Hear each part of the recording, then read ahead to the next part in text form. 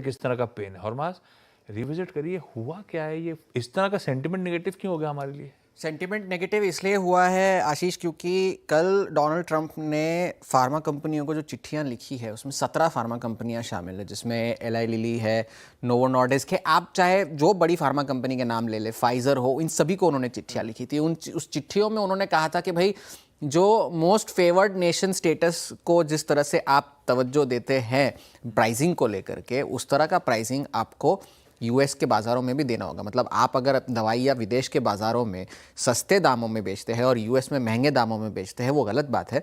तो जो भाव पर आप विदेश में बेचते हैं उसी भाव पर आप यूएस में भी बेचें, और उस तरह से 60 दिनों की मियाद दी गई है उन्हें, और 60 दिनों के अंदर अगर ये कदम नहीं उठाए गए तो फिर कड़ी कार्रवाई इन सभी कंपनियों पर की जाएगी, ये डोनाल्ड ट्रंप ने बताया। और साथ ही साथ उस वजह से कल जो है S&P का जो फार्मा इंडेक्स है वो कल 3% गिरकर बंद हुआ।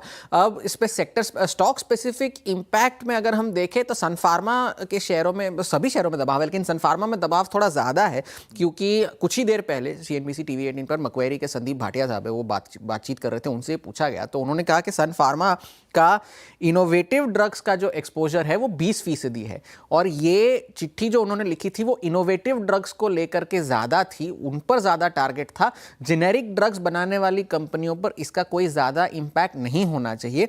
और साथ ही साथ उन्होंने ये भी कहा कि भारत की फार्मा कंपनियों के लिए इस चीज़ से ज़्यादा, जो कि इनोवेटिव ड्रग्स से ज़्यादा जो बड़ा अनसर्टेनिटी है, बड़ा ओवरहैंग है, वो टैरिफ की दर है।